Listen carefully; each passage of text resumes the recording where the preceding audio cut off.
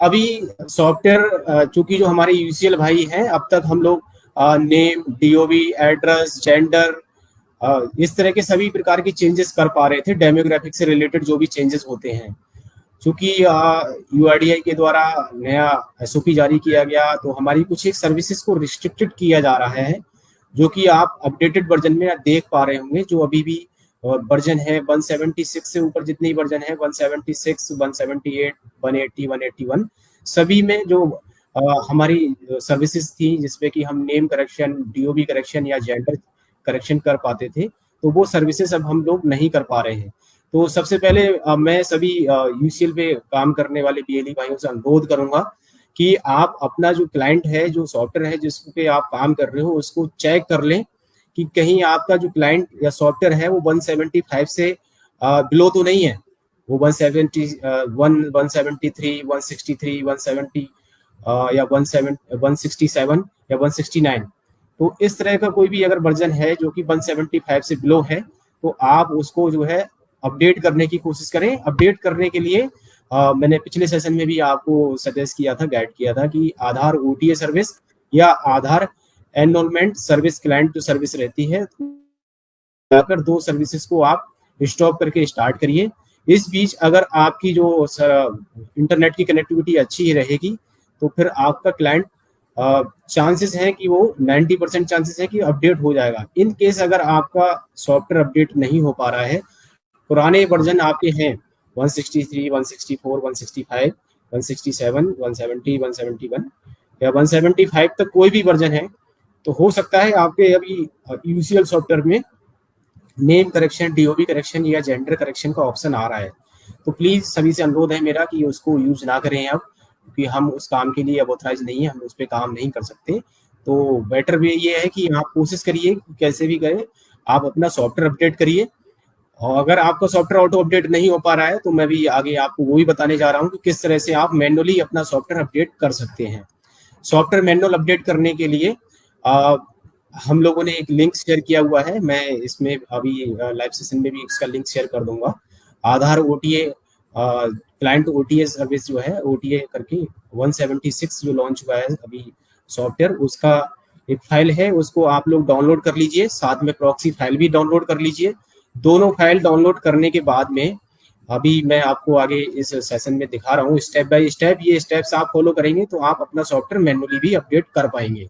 In case अगर आपका OTA service को स्टॉप करके स्टार्ट करने पे सॉफ्टवेयर अपडेट नहीं हो रहा है, या फिर आपके हो सकता है कई बार जो है कुछ जो लैपटॉप्स होते हैं उसमें आधार ओटीए सर्विस नहीं दिखाई देगी आपको, तो फिर आप इस प्रोसेस के थ्रू अपना सॉफ्टवेयर जो है मैनुअल अपडेट कर सकते हैं। आपने क्लाइंट ओटीए जो 176 है, वो फाइल डाउनलोड जो लिंक अभी मैंने लास्ट स्लाइड में दिखाया वहां से डाउनलोड कर लेंगे। हम लोग अभी आपको ग्रुप्स के माध्यम से और मेल के माध्यम से भी इसको शेयर करने जा रहे हैं, मैंने शेयर भी किया हुआ है। तो आप इससे जो क्लाइंट ओटीए क्लाइंट 176 फाइल है और प्रॉक्सी फाइल दोनों डाउनलोड कर सकते हैं। डाउनलोड करने के बाद में सबसे पहले आपको सर्विसेज में जाना है। जैसे कि सर्विसेज के बारे में जितने भी हमारे आधार ऑपरेटर्स हैं, काम करते हैं, तो उनको इसके बारे में पता रहता है। स्टार्ट पे जाकर आपको सर्विसेज टाइप करना है। सर्विस में जाने के बाद आपको आधार से संबंधित 3 से 4 सर्विसेज मोस्टली दिखाई देती हैं। आधार कैमरा वेंडर डिवाइस मैनेजर होता है, आधार मल्टीपल फॉर्म डिवाइस मैनेजर, आधार ओटीए सर्विस, आधार क्यूएसएसआईटीबी सर्विसेज। आपको ये चारों सर्विसेज को स्टॉप कर देना है। स्टॉप करने के बाद आप सी ड्राइव में यूआईडी अथॉरिटी ऑफ इंडिया जो फोल्डर रहता है उसके अंदर जाएंगे। UID authority of India folder के अंदर आपको आधार एनरोलमेंट क्लाइंट फोल्डर मिलेगा। आधार एनरोलमेंट क्लाइंट फोल्डर के अंदर जाने के बाद आपको एक सीड नाम का फोल्डर मिलेगा। सीड नाम के फोल्डर में आपने जो भी लिंक में लास्ट स्लाइड में दिखा रहा था, वहां से जो फाइल डाउनलोड की है आधार क्लाइंट ओटीए 3.3.4.2/176, जो आपने एक फाइल डाउनलोड की होगी, वो दोनों फाइल को आप यहाँ पे पेस्ट करेंगे। पेस्ट करने के बाद में जो एक जिप फाइल है, उस जिप फाइल पर राइट क्लिक करते हैं। राइट क्लिक करने के बाद में आप एक्सट्रैक्ट हेयर करेंगे। एक्सट्रैक्ट हेयर करने के बाद आपको ये सभी फाइल्स नजर आएंगी एक्सट्रैक्ट होने के बाद में उस फोल्डर में। उसके बाद आपको जो फाइल एक्सट्रैक्ट हुई है उस फाइल में से क्लाइंट ओटीए जो आपका 3.4.2 जो पहले से वर्जन है और जो अभी आपने स्टार्ट किया है।